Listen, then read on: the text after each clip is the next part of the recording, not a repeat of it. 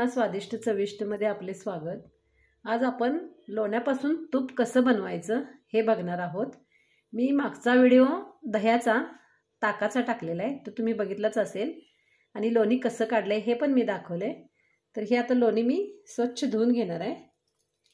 हे माझं 3 दिवसाचं लोणी आहे, मी फ्रीजमध्ये ठेवलेलं प्रत्येक दिवसाचं, कारण आमच्या घरी म्हैशी वगैरे असल्यामुळे भरपूर लोणी असतं। आता हे लोणी स्वच्छ धुवून नितळून घेणार आहे आणि मग आपण याला कढवायचं आहे। हे पाणी आता मी ओतून टाकणार आहे आणि गॅसवरती हे कढवत ठेवायचं आहे। आता हे लोणी मी स्वच्छ धुवून घेतलेलं आहे, अगदी सगळं पाणी याचं नितळून घेतलेलं आहे। आता आपण हे गॅसवर ठेवूया। आता याला मी गॅसवरती ठेवलेलं आहे। गॅसची फ्लेम सुरुवातीला मोठी करायची आहे, कारण लोणी फ्रीजमध्ये ठेवल्यामुळे घट्ट झालेलं असतं, त्यामुळे गॅसची फ्लेम मोठी आहे। हे पूर्ण सगळं पातळ झाल्यानंतर मग गॅस बारीक करायचा आहे आणि उतू जाऊ नये म्हणून एकसारखं चमच्याने ढवळत राहायचं आहे। हे असं सगळं मी पातळ करून घेणार आहे आणि नंतर गॅस बारीक करणार आहे। हे लोणी मी 3 दिवस ठेवलेलं फ्रीजमध्ये। प्रत्येक दिवसाचं लोणी स्वच्छ धुवूनच ठेवायचं असतं, त्यामुळे लोण्याला वास येत नाही। जास्त दिवस पण फ्रीजमध्ये नाही ठेवायचं, मग तुपाला वास येतो एक वेगळ्या प्रकारचा। हे कणीदार तूप होतं, तुम्ही बघू शकणार आहे, मी दाखवणारच आहे कसं कणीदार तूप झालेलं आहे ते। आता हे असं एकसारखं चमच्याने करून घ्यायचं आहे। जसं जसं हे पातळ होईल, साईडची बाजू बघा अशी पातळ होत चाललेली आहे, तुम्ही बघू शकताय। अशा प्रकारे हे पातळ करून घ्यायचं आहे। आता हे लोणी पातळ व्हायला लागले, बघू शकताय तुम्ही। असं सगळं पातळ करून घ्यायचं आहे मोठा गॅस करून। हे उतू जाऊ शकतं, त्यामुळे अगदी हलवत राहायचं आहे एकसारखं। हे जवळजवळ 2 किलो लोणी आहे। घरी म्हैशी वगैरे असल्यामुळे भरपूर लोणी तूप असतं आमच्याकडे। रोजच्या रोज आम्ही दही लावून ताक करतोच आणि त्याचं लोणी हे येतंच, त्यामुळे तूप हे भरपूर असतं आमच्याकडे। आता हे 2 किलो तरी आहे लोणी। असं हे एकसारखं पातळ करून घ्यायचं आहे आणि मग गॅस बारीक करायचा आहे।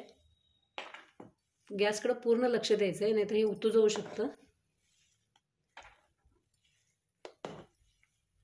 आता याला पूर्ण पातळ करून घेणार आहे मी। आता हे थोडंसं राहिलेलं आहे पातळ व्हायचं। अगदी मी गॅस बारीक केलेला आहे, कारण हे उतू जाऊ शकत होतं, म्हणून मी बारीक गॅस केलेला आहे। असं मधून मधून थोडा मोठा थोडा बारीक करायचा आहे गॅस। अशा पद्धतीने हे सगळं पातळ करून घ्यायचं आहे। आता हे सगळं लोणी वितळलेलं आहे, आपले जे म्हणजे असं गोळे होते मोठे मोठे, ते सगळं वितळलेलं आहे, तुम्ही बघू शकताय। आता हे पूर्ण पातळ झालेलं आहे। आता याला आपण गॅस बारीक करून मंद आचेवरती तूप कढवायचं आहे। मोठा गॅस केला तर हे उतू जाईल आणि तूप म्हणजे असं काळपट पडेल, त्यामुळे अगदी बारीक गॅसवरतीच लोणी कढवायचं आहे। तुम्ही बघू शकताय, मी पूर्ण गॅस बारीक केलेला आहे। आता याला जवळजवळ अर्धा पाऊण तास लागतो, त्याशिवाय हे जास्त लोणी असल्यामुळं तेवढा वेळ लागतो। तुमचं जर कमी लोणी असेल तर 10-15 मिनटातच होऊन जाईल तूप, याला अर्धा पाऊण तास तरी लागेल। आता मी पूर्ण गॅस बारीक करून ठेवणार आहे हे लोणी पूर्ण तूप होईपर्यंत।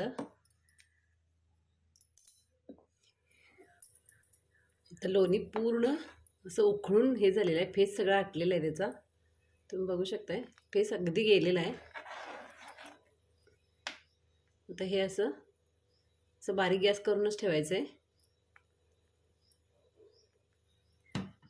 म्हणजे तूप छान खमंग असं होतं, छान वास येतो। कणीदार तूप होतं, असं एकसारखं ढवळत राहायचं आहे अधूनमधून, म्हणजे हे उतू जाण्याची शक्यता असते।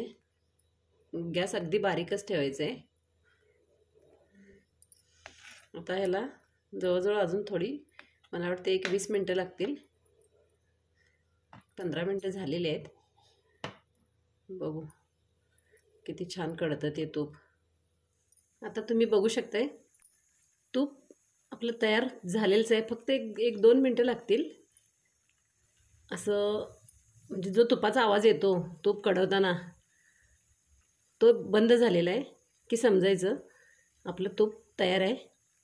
आणि ते जरी कळालं नाही आपल्याला तर आपण काय करायचं की यामध्ये 2 थेंब पाणी टाकायचं आहे. पाणी टाकल्यानंतर तूप असं उडतं वरती, आवाज येतो त्याचा, जसं आपण तेलामध्ये मोहरी टाकतो तसा. मग समजायचं की आपलं तूप तयार झालेलं आहे. मी दाखवणार आहे तुम्हाला, फक्त 2 मिनटं होऊ दे. हे झालेलं आहे तूप आपलं. खूप खमंग वास यायला लागला आहे तुपाचा, छान अगदी. तूप आपलं कढलेलं आहे, आवाज यायचा बंद झालेला आहे. आता आपण यामध्ये पाणी टाकून बघूया की खरोखर आपलं तूप तयार झाले का. अगदी पोहे खायचं चमचाभर पाणी टाकायचं आहे. बघा कसा आवाज येतो. तर आपलं तूप तयार झालेलं आहे. आता यामध्ये आपण थोडंसं मीठ टाकून घ्यायचं आहे, म्हणजे तुपाला अगदी म्हणजे छान चव लागते. आता यामध्ये मी अर्धा चमचा मीठ टाकणार आहे. तूप जास्त आहे. तुमचं तूप कमी असेल तर चिमूटभर टाकलात तरी चालतं. यामध्ये तुळशीची पानं टाकली तरी चालतात, खाऊचं पान टाकलं तरी चालतं. खूप छान तूप होतं. आता हे आपण थंड झाल्यावरती एका बर्नीमध्ये काढून घेऊया. असं हे तूप तयार झालेलं आहे, थंड झालेलं आहे. आता हे आपण एका बर्नीमध्ये किंवा डब्यामध्ये ओतून घेऊया. मी डब्यात ओतणार आहे.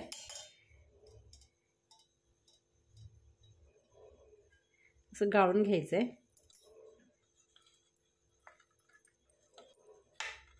भरपूर तूप असल्यामुळं थोडंसं जरा वाटताना हे होते, हलते गाळणं. अशा पद्धतीने हे मी तूप तयार केलेलं आहे. तुम्ही बघू शकताय 2 किलोचं अगदी 1.5 किलो तूप झालेलं आहे. आता हे थंड झाल्यानंतर अगदी कणीदार तूप होतं. माझं पहिलं तूप करून ठेवलेलं आहे तयार, ते मी दाखवते तुम्हाला कसं कणीदार झाले ते. बघू शकताय तूप पण किती छान झालेलं आहे. तर हे तूप मी पहिल्यांदा कढवलेलं आहे, आधीच आहे. तुम्ही बघू शकताय किती कणीदार आणि पांढरं शुभ्र तूप झालेलं आहे. मस्त झालेलं आहे तूप हे. असंच तेही तूप घट्ट झाल्यानंतर होईल पांढरं. जर तुम्हाला या तुपाची रेसिपी आवडली असेल तर लाईक, शेअर आणि सबस्क्राईब करा. धन्यवाद.